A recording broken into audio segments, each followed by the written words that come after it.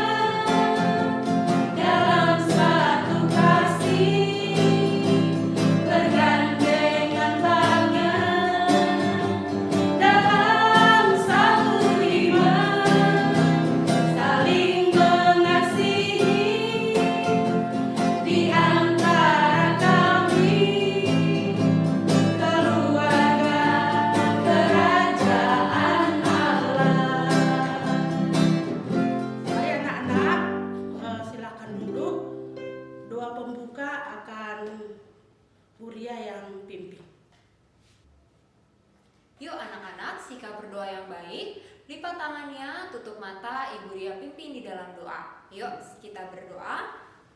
Terima kasih Tuhan untuk hari yang boleh Tuhan izinkan kepada kami, untuk kami boleh membuka mata kami kembali, untuk kami boleh bangun di pagi hari ini. Terima kasih Tuhan juga untuk malam yang boleh Tuhan sertai, dan juga untuk keluarga yang masih boleh Tuhan berikan. Sebentar kami akan melanjutkan ibadah chapel kami. Tuhan berkati dari awal hingga akhirnya.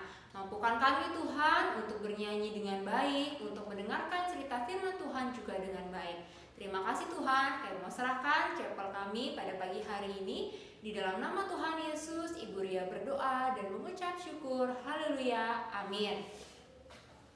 Baiklah anak-anak, kita akan mau mendengarkan firman Tuhan. Biarlah setiap firman Tuhan boleh kita dengarkan dengan baik, dan biarlah kita sebagai anak-anak pelaku firman Tuhan. Mari kita angkat pujian kita, firman Tuhan ku dengar.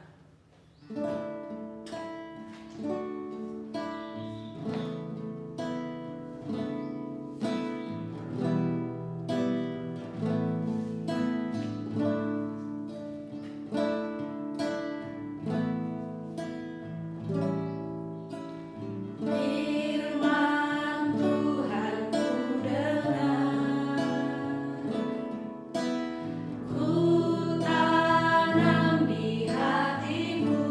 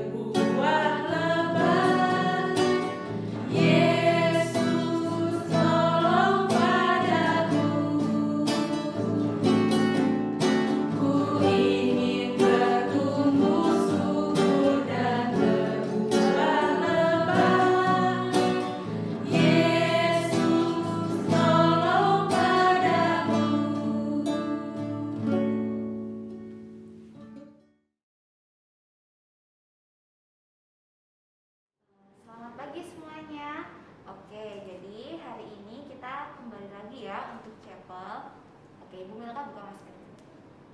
Nah, jadi hari ini kita akan kembali melaksanakan chapel kita meskipun secara virtual ya. Nah, sebelumnya Ibu akan ajak anak-anak untuk berdoa dulu. Yuk, mari semuanya kita berdoa, lipat tangannya, tutup matanya, kita berdoa.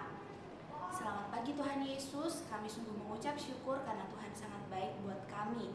Tuhan, sebentar kami akan melaksanakan firman Tuhan, kami akan mendengarkan firman Tuhan. Tuhan kiranya tolong kami supaya kami bisa dengar-dengaran akan firman Tuhan dan kami dapat melakukan firman Tuhan dengan baik. Terima kasih Tuhan, kami mau sambut firman-Mu. Di dalam nama-Mu kami sudah berdoa dan mengucap syukur. Haleluya, amin. Oke, jadi selamat pagi Lentera. Oke, jadi tadi Ibu Milka belum sapa ya. Jadi hari ini Ibu Milka yang akan membawakan firman Tuhan ya. Nah, sebelumnya Ibu Milka mau tanya nih, minggu lalu firman Tuhan yang dibawakan Ibu Citra, apakah anak-anak masih mengingatnya?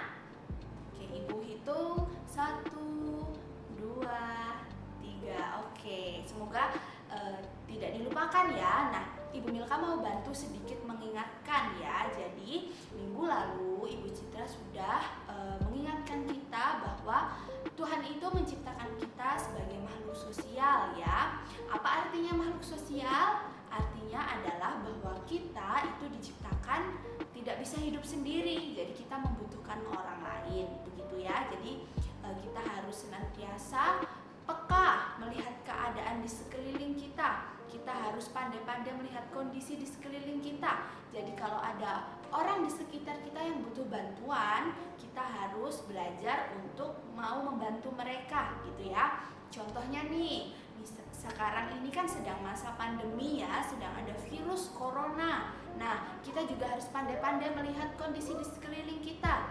Misalnya ada tetangga kita yang memang kekurangan makanan, bahan makanan atau tidak memiliki masker. Nah, kita harus belajar membantu orang lain, berbagi gitu ya dari apa yang kita miliki, seperti itu. Nah, hari ini masih dengan tema yang sama gitu ya. Ibu Milka akan membacakan firman Tuhan dari Kolose 1.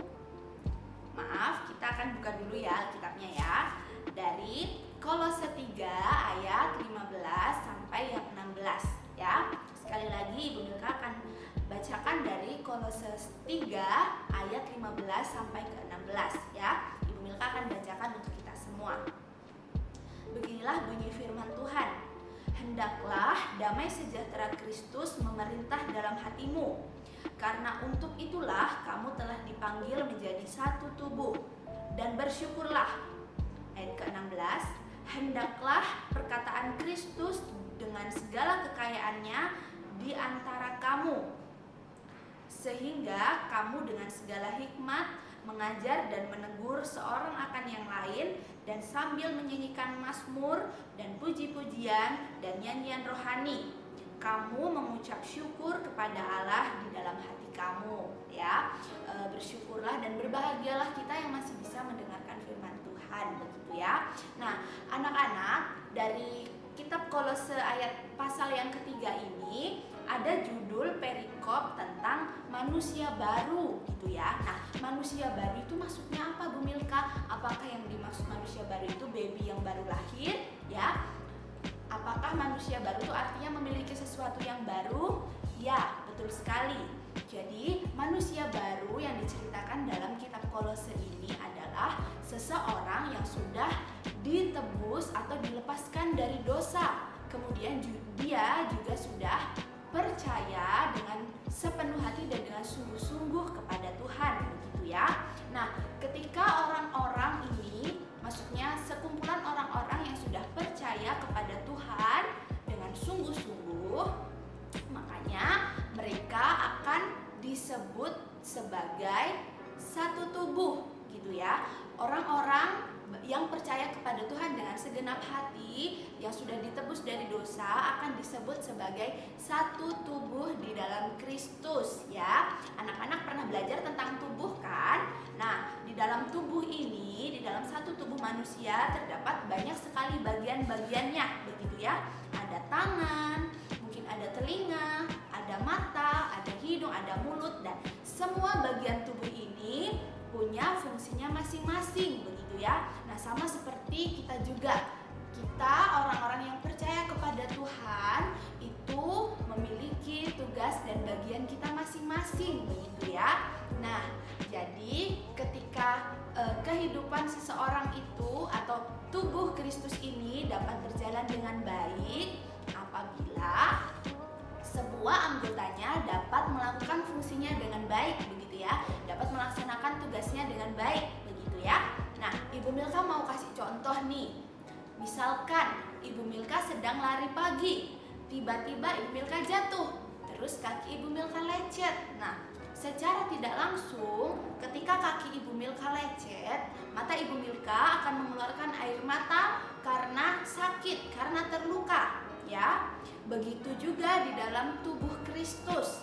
Ketika ada bagian yang lain yang terluka atau yang mengalami sesuatu, maka seluruh tubuh juga akan merasakan seperti itu ya. Bahkan bagian-bagian lain juga akan merasakan sakit yang dirasakan oleh luka tersebut di bagian itu, begitu ya. Nah, jadi sama seperti kehidupan kita sehari-hari anak-anak ya. Dalam lingkungan kehidupan kita juga punya setiap tugas, kita juga punya bagian kita masing-masing yang harus dikerjakan ya. Ibu Milka kasih contoh yang paling sederhana, begitu ya, dari lingkungan keluarga ya. Di lingkungan keluarga itu, di dalam keluarga kita masing-masing pasti kan ada papa, ada mama, ada kakak, ada adik, begitu ya. Nah, setiap anggota keluarga ini punya tugasnya masing-masing, punya bagiannya masing-masing, begitu ya. Jadi seharusnya kita semua harus mengerjakan bagiannya masing-masing juga dengan bertanggung jawab dan dengan sungguh-sungguh ya. Misalnya nih, Ibu Milka kasih contoh lagi ya. Misalnya ayah itu punya tugas untuk bekerja, ibu punya tugas untuk merapikan rumah. Kemudian kita anak-anak itu punya tugas untuk belajar, begitu ya. Nah, suatu saat ternyata anak-anak disuruh belajar, tetapi anak-anak tidak mau belajar dengan sungguh-sungguh, disuruh ngerjain tugas. Nak, kerjakan tugasnya. Tapi anak-anak nggak mau, aku nggak mau ngerjain tugas, begitu ya. Nah, dalam satu anggota keluarga, maka ketika anak-anak tidak mengerjakan tugas dengan baik, tidak mengerjakan tanggung jawabnya dengan baik, maka anggota yang lain, anggota keluarga yang lain pasti akan merasakan hal yang sama. Artinya, misalnya nih, papa yang seharusnya bekerja nanti tidak bisa bekerja dengan baik karena memikirkan anaknya yang tidak mau belajar, ya kan? Loh, anakku loh tak suruh belajar tidak mau. Aduh, bagaimana ini? Nanti papa menjadi tidak fokus bekerja. Kemudian kalau papa tidak bisa bekerja, bagaimana papa akan memenuhi kebutuhan kita di rumah? Seperti itu ya. Begitu pula dengan mama. Mama juga kalau memikirkan anaknya yang tidak mau belajar, maka mama bisa jadi tidak bisa membersihkan rumah, tidak bisa memasak, seperti itu ya. Jadi sekali lagi, setiap kita di dalam anggota keluarga dan juga anggota tubuh Kristus, kita memiliki tugas kita masing-masing ya. Kita punya bagian kita masing-masing. Jadi kita harus belajar bertanggung jawab dan melakukan apa yang seharusnya kita lakukan, begitu ya anak-anak. Jadi firman Tuhan hari ini mengingatkan kita supaya kita bisa belajar berbagi hidup kita kepada orang lain dengan cara melakukan apa yang menjadi tugas kita, apa yang menjadi tanggung jawab kita setiap hari dengan sungguh-sungguh, gitu ya. Kalau di sekolah punya tugas untuk belajar, ya kita harus belajar dengan sungguh-sungguh, mengerjakan tugas dengan sungguh-sungguh. Kalau di rumah kita punya tugas untuk membantu orang tua, ya kita harus kerjakan itu dengan sungguh-sungguh, begitu ya. Jadi supaya kehidupan kita dapat berjalan dengan baik, dapat berjalan dengan sesuai apa yang Tuhan kehendaki, seperti itu ya. Oke, jadi hari ini firman Tuhannya sampai di sini saja ya. Jadi Ibu harap tidak dilupakan dan terus diingat setiap hari, oke? Jadi sebelum kita hari, yuk Ibu Milka mau ajak kita untuk bersatu di dalam doa ya. Lipat tangannya, kami Tuhan Yesus, kami sungguh mengucap syukur karena anugerah-Mu, karena kasih-Mu buat kami, sehingga kami bisa ada sampai saat hari ini. Terima kasih juga untuk firman-Mu Tuhan yang mengingatkan kami bahwa kami ini merupakan bagian dari tubuh Kristus, sehingga kami harus mengerjakan setiap tugas kami, setiap tanggung jawab kami dengan baik ya, dimanapun kami berada. Tuhan tolong kami, berikan kami hikmat agar dapat melakukan apa yang Tuhan kehendaki. Terima kasih Bapa di surga, kami mau serahkan kehidupan kami seterusnya ke dalam tangan kuasa-Mu. Di dalam nama-Mu kami sudah berdoa serta mengucap syukur. Haleluya, amin. Oke, terima kasih anak-anak. Jangan lupa pakai maskernya ya. Bye. Oke anak-anak, kita akan akhiri chapel kita pada pagi hari ini. Ibu undang semuanya untuk bangkit berdiri. Kita akan sama-sama naikkan pujian hormat bagi Allah Bapa.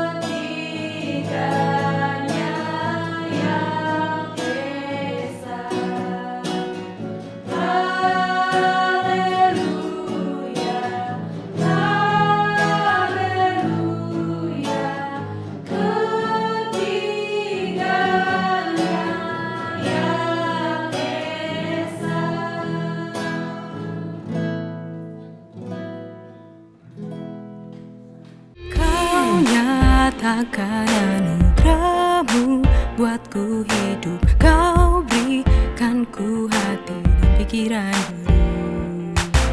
luas, tinggi dalam kasih-Mu, oh Yesus. Kau gembalaku, menuntun langkahku. Ku mau setiap hari berjalan denganmu.